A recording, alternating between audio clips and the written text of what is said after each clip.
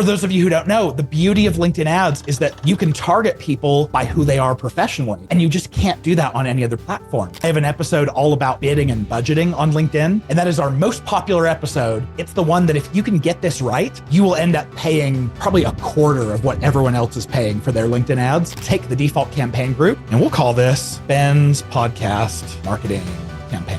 Am I posting this on my business page or on my personal profile? Ooh, I love this question because the answer was different a year ago than it is today.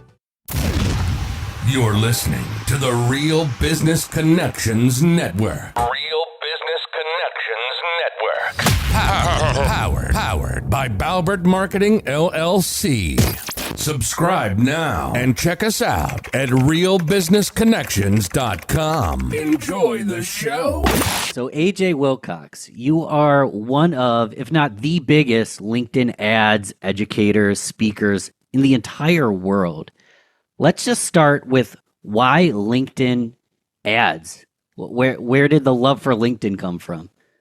Well, at first, my love started with digital marketing. When I was in college, I had declared my major to be marketing, but I didn't know hardly anything about marketing. As I went, I've always been a technology nerd. The job I was working at was it was the highest paying job on campus for $13 an hour, but it was like a basically second level tech support. And so I always loved the technical. And then I would go to all of my classes learning about what marketing was and what my job was going to look like in my career. And nothing was technical. And I started getting worried, like, who in the world is going to hire me for a marketing job when all I know is technology? And then one of our guest lecturers came in talking about search engine optimization. And the light bulb went off. I went, that's what I want to do for the rest of my life. This is marketing plus technology. And so I went up after class and I begged this poor man for an internship mercilessly. And he brought me on. And so I started learning all these digital marketing skills, search engine optimization, and Google ads, and like some building of websites. So that's what my career was for probably the first 7 years of it. And then I got hired into a business to business software as a service company. And on my very first day, I want to look cool to my new boss. And I laid out my strategies, what I wanted to do. And she was like, oh yeah, go ahead. By the way, we just started a little campaign with LinkedIn ads, see what you can do. And I didn't want to look stupid. So I jumped into the platform. And within about 2 weeks, I had a sales rep come up to me and say, hey, AJ, we don't know what you're doing over here, but we're fighting over your leads. Keep it up, man. Wow. And I went to go look at these leads in our CRM system, and every single one said that it was from LinkedIn, even though that was not the only advertising that I was doing. So long story short, over the next 2.5 years, I grew that to become LinkedIn's largest spending account in the world, had really good relationships at LinkedIn, fell in love with the platform. And for those of you who don't know, the beauty of LinkedIn ads is that you can target people by who they are professionally, and you just can't do that on any other platform.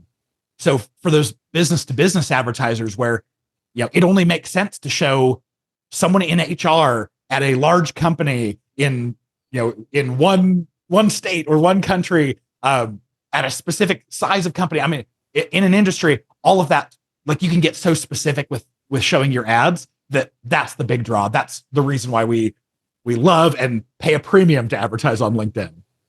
And this is exactly why I brought you on, starting with listening to the LinkedIn ad show, your podcast, and seeing you speak at a conference. I had the same problem. I didn't want to look stupid. The problem is you took action and learned a bunch of stuff. I just never took action because I didn't want to look stupid, and I'm doing good on organic and I don't really know what I'm doing. So eventually I said, wow, I need to actually talk to someone who knows what they're doing. Why do you think most people, is it just like me that I don't want to look dumb or I don't want to waste money? Why aren't people investing on LinkedIn ads? I feel like no one is. I think it's probably mostly due to LinkedIn not being what I would consider a tier 1 platform until recently. When I went into digital marketing, there was Google ads. And then if you were feeling adventurous, you might check out Facebook ads. Facebook eventually became what I would consider a first tier platform, which is no matter what kind of company you are running both Google and Facebook ads. And LinkedIn was always I don't know, 5 times more expensive per click than Facebook was. And so people were like, well, yeah, I know I'm going to be generating some traffic that's not super meaningful, but for a fraction of the cost, I can go and have a meaningful program here. In just the last couple years, Facebook, now Meta, has become so expensive, and you're always at risk for your account getting shut down, and you have to diversify as a company. So all of that to say, people used to prioritize Google and Facebook. Now LinkedIn has really kind of come into its own. And if you're in B2B, you're kind of forced, like, I guess I have to learn LinkedIn. And that's been really good because, like you said, it's been kind of an ignored platform in the past. And part of why I know I personally ignored it is I've done Facebook ads. They are super expensive now. I was told LinkedIn ads were kind of expensive. Is that true? It totally is. Yeah. The average cost per click when LinkedIn ads first started in 2008 was around $2. And at the same time, I was getting traffic from Facebook for 1/3 of a cent each click. And so it was like, why in the world would you ever look at this platform that was $2? Well, now Meta is $4 to $5 every click for business to business kinds of stuff. And LinkedIn is averaging 10 to 16. So it's always been quite a bit more expensive than Meta. But what is cool is we have quite a few clients who advertise with us, and they also use an agency or internally manage Meta, and we get to compare the data. And what we find is, sure, because the cost per click is about 1/5 or maybe 1/3 on Meta is what it is on LinkedIn. When you find out from the sales team that they're throwing away 90% of the leads because they don't fit the right criteria, they're not a good potential customer, but LinkedIn, they're not throwing out any. All of a sudden you're like, yeah, it makes financial sense to pay, 3 to 5 times more for this traffic when it's, 90% or when it's 9 times the level of quality. So not all leads are created equal. It's not just a number. Exactly. Exactly. And you indicated in the start, I wanted to get a little bit of background and kind of see why we should do this. But you had mentioned like the targeting's incredible. Talk a little bit more about how precise we can get on targeting. Yeah. So we have lots of different ways we can target. I break targeting into 2 different camps. There's the targeting the professional, his or herself. And then there's the specifying what kind of organization they work for. So for the professional, we can target by a job title, by skills that they have on their profile. We can even target the names of groups that they're a member of, job function, which is like the department they work in, level of seniority, and the list just goes on and on. There's education, there's like demographic data, all that kind of stuff. And then on the company side, you can specify they are in this industry, they have this many employees, they make this much revenue, they're this fast of a growth rate. You can even specify companies by name. We call this account-based marketing. And you can say, hey, here's a list of up to 300,000 companies by name that we want to target. We can layer all of those things together to create a very hyper targeted audience. Let's try to crystallize this. So we can use me or just create a generic example. It's kind of up to you. But like, what would this look like? Do we want to use me or do we want to use a past client so you can kind of walk through what you did with the past client? Let's use you. This would actually be really good. Tell me about who your ideal target audience would be, and I'll walk you through exactly how I would go about targeting and segmenting them on LinkedIn. So I'll give you 2 options and you can kind of tell me which one would be the better route. So I do a lot of podcast marketing, graphic design, and ghostwriting for thought leaders, setting up their podcast, LinkedIn, all the ghostwriting, the whole shabam. That's a very high ticket product. But another thing that I'm really trying to build, and I've been networking on LinkedIn to help do this, is my mastermind community, Grow Getters Only, which is very affordable, very hands-on, more a large peer-to-peer group. Each client doesn't bring quite as much income, but it fills my heart. So should I be using the LinkedIn to build out this community that I'm obsessed with, or should I focus on bringing in these premium top-tier clients? I would say focus on the premium top tier, because on LinkedIn, we are paying a premium for those clicks. we know they are very high quality. But at the end of the day, if you have to pay $10 for every click and it's going to take multiple clicks to get someone to the point where they're like, okay, yeah, I'll put my credit card in or I'll join this. I usually tell people like, you probably want to have a larger deal size or a higher lifetime value of a product to make LinkedIn advertising more worthwhile. So let's go with the first one, the podcast marketing. And that makes sense. But even with the second one, there's a lot we can do with organic. But if I'm trying to bring on, let's say, a $3,000 a month client, they're a thought leader, like a C-suite executive, someone who's scaled a business, and they're starting a podcast for thought leadership, for the legacy, for the impact. Like, they're not doing what I did as a sole proprietor trying to figure it out. They've got the income, they've got a team, but they don't have podcasting in their department. So I'm going to try to find these movers and shakers, help them with their thought leadership in their podcast. What do I do? Love that. What about regions? Would you work with someone all over the world? Do you care just about North America, just about your state? Give me an idea on geography. Objectively, I can help anyone. However, Ben is a little bit of a dummy. So let's stay in North America because I just makes it simple for Ben, who's still trying to figure this all out. Awesome. Okay, I love it. What I would probably do is you start with geography as the first question LinkedIn's going to ask you. So I would do North America, and then we have this targeting facet called seniority. If you know that these are C-suite, then we could just say they have to be in the C-suite. They have to have chief in their title, and we can specify that. Then we may want to start figuring out what kinds of companies would be a good fit. This might be high growth companies. If you know they're growing at 10 or 20% a year, starting a podcast might be a large initiative for them. So I might suggest like high growth rate. We add that on for companies. We could do a company size to start out with too. You could say, it probably wouldn't make sense for me to work with an executive with less than 50 employees or less than 200 employees. So I might say our floor is 50 or our floor is 200 employees. That's already narrowing down a good bit.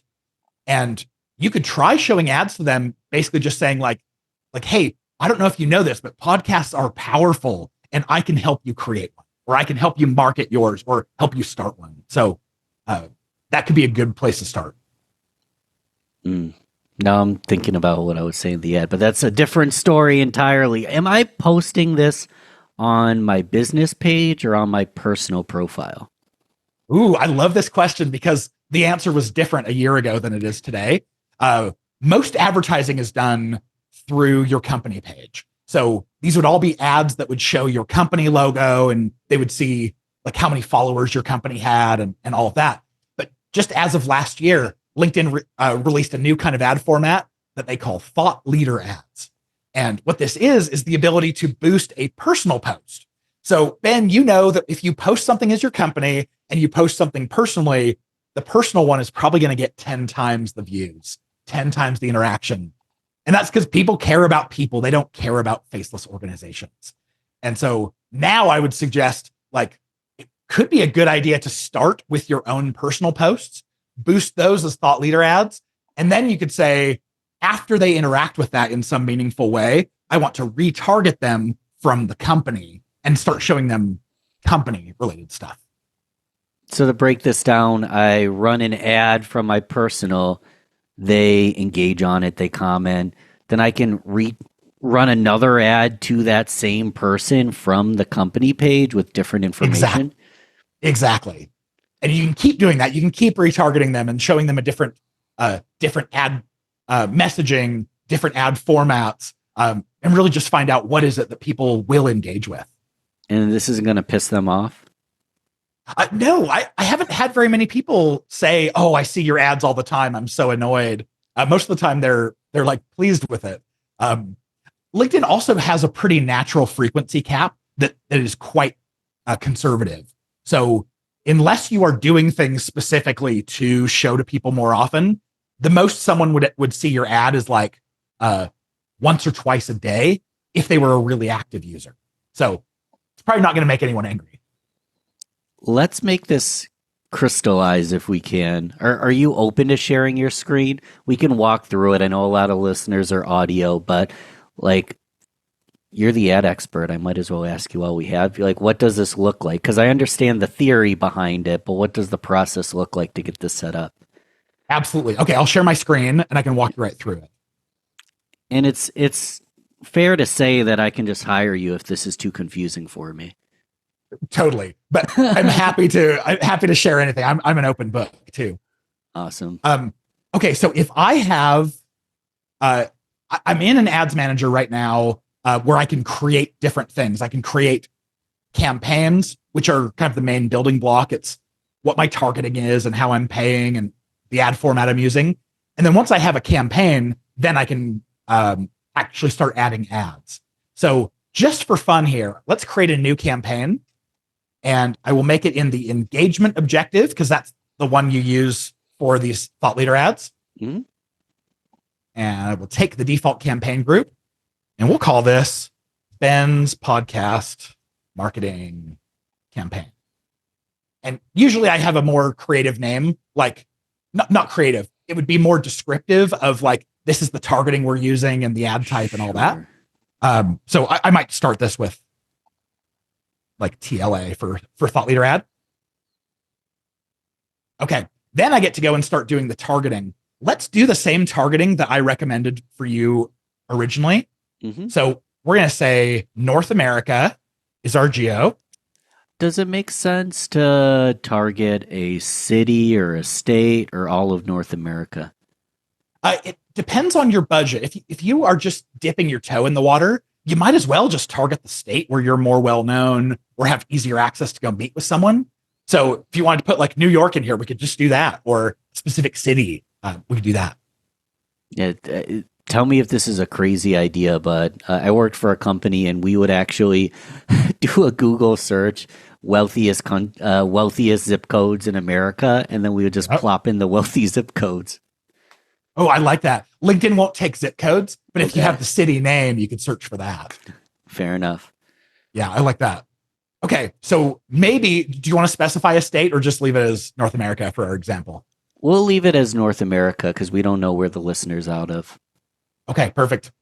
Next one, we get to narrow. So I'm going to click narrow, and I'm going to start choosing like job experience. Let's go to our C-level seniorities. So that's CXO. And then I'll narrow further. And let's look at the company things. So is there a company size that you feel like would be too small? If they had this less than this many employees, they probably wouldn't be able to support a podcast program. For sake, I mean, there's exceptions. For sake of the example, I'd say too small is 10 or less. Sweet spot's probably 31 to 200. I see the selections here. Anything too big, I imagine they might try to do it internally. So I'd imagine it would be a small team that has no reason to try to do it internally. Awesome. Okay, so to fit these buckets, we'll do 11 to 50 and 51 to 200. Cool. And then let's also do the growth rate. So if we go to company growth rate, now let's say these are companies who are. How does LinkedIn know the growth rate? It just knows. They don't tell us. I think they're probably getting data from like Crunchbase that would tell them revenue, and then they're also looking at the number of employees who are saying I work for this company, so they can see the growth. If they see those profiles migrating away, then they figure you're probably losing people. So I think that's probably how they're doing it is people growth. So if we say a positive growth rate of 3, now let's do 10 to 20%. We'll say these are our highest. Okay. This feels pretty good. C-level seniority at companies between 11 and 200, and the company has to be growing. Are there any specific industries that, like, is this high tech? Is this low tech, blue collar? Like, what sort of industries do you think would do best with podcasts? First off, that's an amazing question because it makes me completely rethink the strategy that maybe the whole ads campaign will be around a specific industry. Like we do podcasts for financial advisors, or we do podcasts for business consultants. Let's do business strategy and consult, or let's do sales, because sales is just a lot of the listeners are in sales. So can we do something related to sales or marketing? We can. Do you want it to be, so we could say this has to be a chief level sales person. So a head of sales, head of revenue, something like that. Or we could say they are just a CXO and the industry that we have them in is something like maybe sales related. Let's see if they have anything, maybe business consulting or business. Yep. Business consulting and services. Okay. So when we've added all of this criteria, we took it from, North America has something like 330 million people on LinkedIn. We now have it narrowed down to, if you're watching on the screen, 55,000 people. And This is great. It's a small, hyper-targeted audience that now, it's a big enough audience that we could actually spend a little bit of budget and get good data, but it's not so small that you're worried oh, why won't this spend, or why can't I get any leads coming in, things like that. It's perfect. Can I tell you real quick, one thing I love, AJ, about business consulting is even if they aren't a client, they know a lot of great businesses. So it's a way that I can get attention of someone who might not even be a client, but if they're a podcast listener and they see me, they might connect the dots on their own. So that's just kind of a side point as to why I like that kind of industry to try to market to. Yeah, it's a good double whammy from talking to people in that industry. I love it.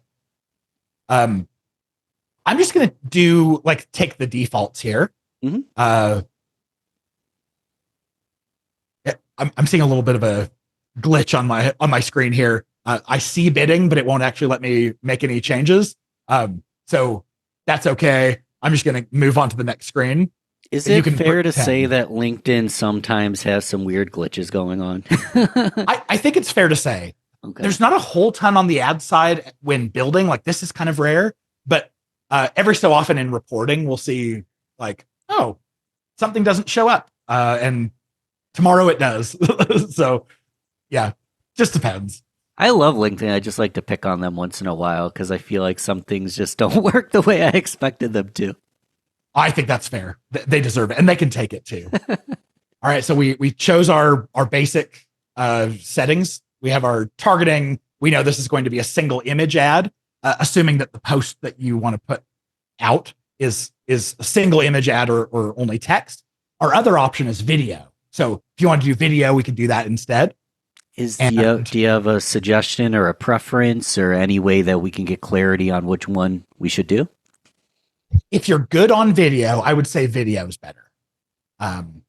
Video is just more engaging. It's so much easier when someone watches you for 30 seconds on a video to get to the point where they know, like, and trust you. It's a lot harder with something like, how many ebooks or white papers do you have to feel before, or do you have to read before you finally say oh, I know who this person is. I trust them. Do you have any video you've shared recently on your, from your personal profile? Not that I'd run an ad on. Okay. All right. We'll go single image just so we can show it as an example, but video is probably what I would recommend coming up with. All right. So I go to the next screen. This is where I get to choose my ads, and I'm just going to go in. I'm going to select browse existing content, and I can click here, LinkedIn members. This is going to let me search for you on LinkedIn. And so if you're as Benjamin or Ben, I can come and find you. Oh, didn't like that. I'll try Ben. I think I'm Ben. Hey, there we go. With the tree. Okay. So I select you with the tree. Yeah. And then it's going to show me all of the posts that are possible to be promoted here. Does it have to be a post I've already posted to promote, or can it be? It does. Okay. Yeah. So what you do is you would promote first and then come into the ads platform and and then come and select it. In Meta, they'd kind of call that a boost. Yes. This would be boosting a personal post. Got it. If I just assume it's this first one that we wanted to use, it's theoretical. When I click request approval, it's going to send you an email saying AJ Wilcox would like permission to be able to boost your post in your own account. Obviously, no big deal. If it comes from someone else, you might say like, oh, do I trust this person? Do I like what but either way, they're spending money to put your profile in front of people. So it's usually a good thing. But here's a cool little trick. When you get that email, there will be an option in the upper right-hand corner after you click the link that says auto approval. So if you're doing a lot of boosting your own posts, you don't want to send yourself a request for every single post that you ever put up. If you turn on auto approval, anytime you want to, you can come in and just boost your own posts. I'm waiting for that email, AJ. You can boost any of my posts. You can spend as much time on my profile as you'd like. I'd be honored to have you in there. Perfect. Okay. Just for fun, I'm going to send you the link that it will be sending you in email just here over our meeting. Sure. And then that way you can see, and you're welcome to even share your screen if you want to show this process of clicking auto approve. It's not worth sharing. It was just a boop, approved. Perfect. All right. So once that's approved, I'm sorry, I'm so ADHD today. I see a blue button pop up on my screen. I can't not click it. So I couldn't have shared my screen anyways. I had it done in a quarter of a second. Yes. Okay. So I win. So we have permission here. I'm just going to refresh the page. Yeah. You gonna need my credit card? I can read that over the air for you. Oh, yes, please. Just kidding. All right. You can see we have approval here on this post. So what I can do is just click the little box next to it. Down here in the bottom right, I can click add to campaign and boom. Now, as soon as I launch this campaign, the ad that it's promoting is your personal post. And we're off to the races. Cool. Is it going to run as a different post or it's just going to drive traffic to the current post? It'll drive traffic to the current post. It will just drive your paid targeted traffic to that post. When you post naturally, the people who are going to see it are going to be the people that you're already connected to, which might be very influential people, but they probably don't fit the exact criteria that we just selected. But now when we put dollars behind it, we get to say, the only people I want to be seeing this post are C-level people in business consulting at higher growth companies in North America. Love it. So let's say I just want to go viral. Does this make sense just to boost a post to get a lot of engagement, or really want to have like a CTA strategy behind it? Like, can I use this just to have every post super popular, or is that not the best move? You would get stats. Like, for me, if I post something and it gets over 10,000 views, I'm really, really excited. It's really easy to boost a post and all of a sudden have 100,000. And it's a cool, like an ego metric for me to know, like, hey, 100,000 people saw my post. But if I'm not getting some sort of like a level of interaction, or if I'm not getting the comments and the reactions and people clicking to what I'm asking them to, then I'm like, oh, I'm getting ignored. So I like the vanity metrics if they're visible, because it helps other people feel like, oh, I'm safe taking this action they're asking me to, because other people like me are as well. But for vanity metrics, like just how many views a post got, I wouldn't pay for that unless it was doing something else for me. Yeah. Do we need anything else on the screen? I don't think so. So we'll unshare that. And I love what you just said there, because we kind of started with this. So a lead is not just a lead. We want high quality people that it's not about vanity. Like, vanity is great if I have money to blow, I guess, possibly. But most of the listeners want to get the most out of their investment dollars. So we really want to have a strategy. Yep, I totally agree with that. Give us like so we kind of just goofed off with me and Honestly, like I said, like if you want to boost my posts, I'll give you my credit card. We'll just do this all day. But give me an example of like a client so you can give like a real specific example of like what it looks like from day one and the kind of results we could possibly get.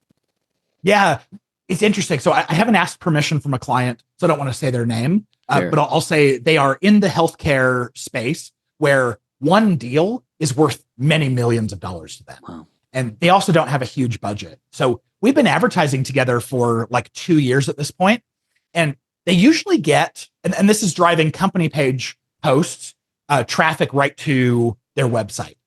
And we never ask for anything. It's very much a long play of we're going to give as much value as we can for free. And then when you find what it is you're looking for, you're probably going to come to our site and book a demo or talk to someone. So they usually get about 2 leads per quarter, and they're ecstatic about this. When these 2 leads come in, it's great. We turned on, this was in March, we turned on these thought leader ads, and they weren't anything too special. They were just people from within their organizations, their own thought leaders, sharing things that they saw. And some were kind of salesy, like, hey, this is what my company does, and I'm very proud of that. Others were more helpful. And we noticed that this last quarter, we just looked last week, and there are 18 leads this quarter. And so we're talking like 4 times more than we would normally have had. And you can see when we launched thought leader ads, there was nothing for about 2 weeks. And all of a sudden, then it was a steady stream coming in. And we don't have any other attribution other than to say the only change we made were these thought leader ads. When something comes from an individual in your organization, people just pay way more attention to it. People buy from people. Exactly. Not nameless, faceless logos from somewhere on the internet. Yes. And if there's a Fortune 100 company like Coca-Cola, you see their ads all over. Yeah. If you see something from Coca-Cola, you're probably going to feel like, I know, like, and trust this brand. But most of our clients do not spend billions of dollars a year or trillions on marketing. It helps to lead with an individual that others are going to know, like, and trust much more quickly. And don't those big companies have individuals that they sometimes even make up? Like there's Flow, there's all these different Michael Jordan's what made Nike so darn popular. It wasn't just because they had nice shoes. So if a lot of the listeners might be smaller and they're going to be the thought leader, if they're in a big company, that's a good question. Let's say I'm in a big company. How do I choose who to be the ambassador, like who to be the face of these ads? Yeah, I think someone who's willing, first of all, and has real knowledge about like what we would call this institutional knowledge about the company. They know their customer, they know their product really well. Those people make really good thought leaders that we can promote. But as of this year, I think it was in April, LinkedIn rolled it out. We can now, like we did on screen, we can now promote posts from a non-employee of ours. Like my account just send a request to boost your post. Yeah. So you, someone like Nike could be watching for people mentioning like, I bought these Nike shoes. I just ran a marathon, things like that. Yeah. This could be user generated content where they could then sponsor those with their permission. It could be external influencers or partners who are posting on this behalf as well. So lots of cool options. We're getting super high level here. And I'm curious if you've seen anyone do this or if you think it's a good idea. But what's coming to my mind is let's use Nike as an example or any brand. If I'm a huge Nike user, I can post Nike related things because I love sharing Nike anyways. And then I can use search tools to try to reach out to Nike and actually present this opportunity to boost my post and kind of be an influencer for them. And the beauty in that exchange is I'm going to blow up my personal influence and Nike's going to pay for me to do it. Yes. Have you heard of that? Because to me, that just seems like a brilliant idea. Like actually set it up to have that long-term play of getting sponsored. Ooh, I haven't seen it go that way yet.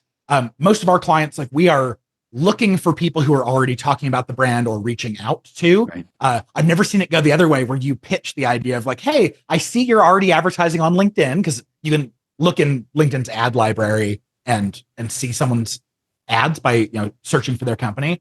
I see you're already advertising on LinkedIn. I just posted this. I want you to know, by the way, if you're looking to promote influencers as a thought leader ad, I would be happy to give my permission to boost this post.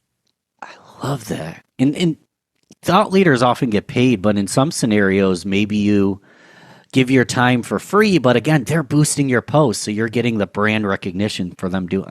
I'm thinking out loud right now, but this might be something I'd try.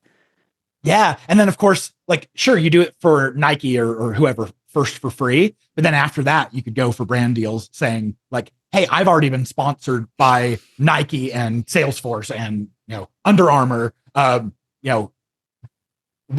you want to do this, I would charge for that. But this is how much I charge, and this is what results are like. And I wouldn't be surprised if you could get some brand deals that way. So you're leveraging a relationship you didn't get paid for as social proof to actually get paid in the long term. Wow.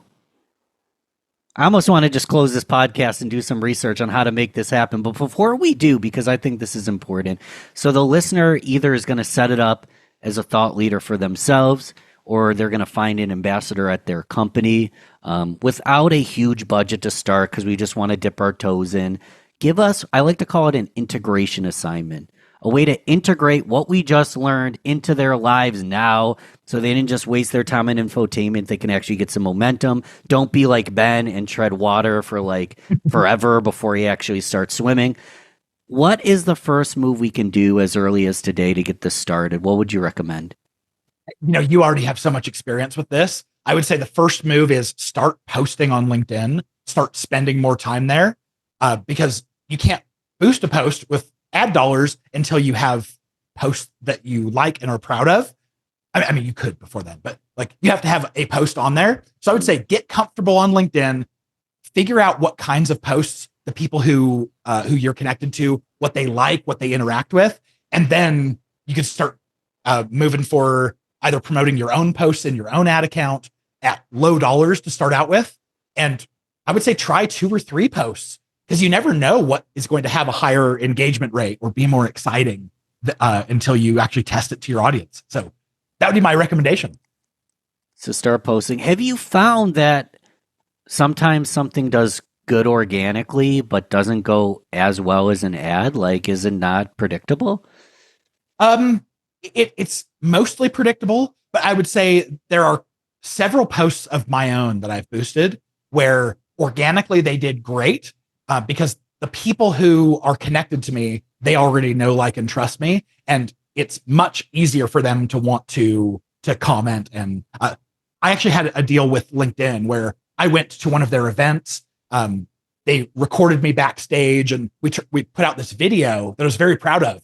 I posted the video to my organic audience, and it had something like, hundreds of comments, people being like, yeah, that was awesome. I loved that show, or fun to see you behind the scenes.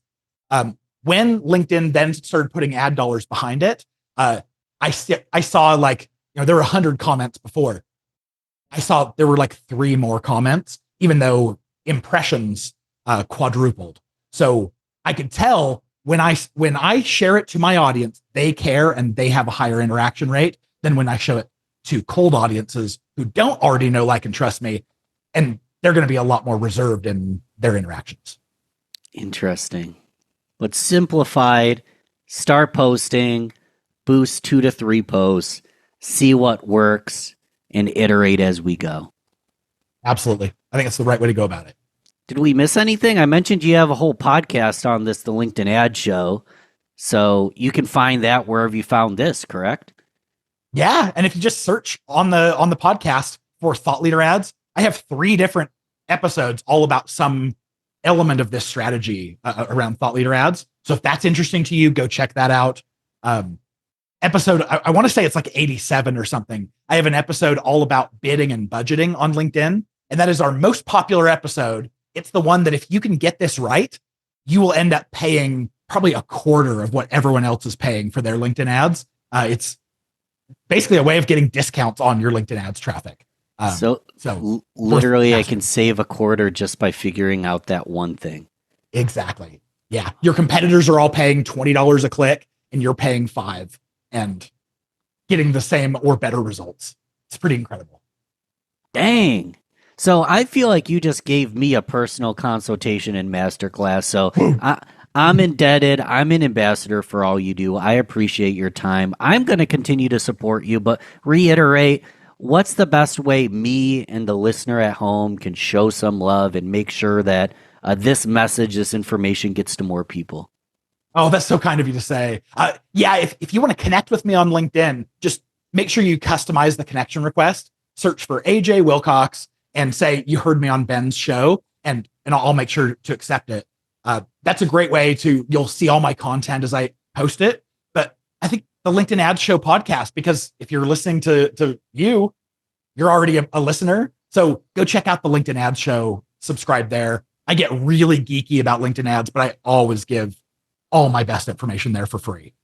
And that's why it's a great show, because I love when geeky, boring information can be incredibly compelling, and you do a great job of that. So, hey, thank you. I appreciate the free consultation today, and I hope to see you at a conference again soon and maybe have you back on the show. Absolutely. Have me back anytime. I loved it. All right. Talk soon, AJ. All right. See you, Ben.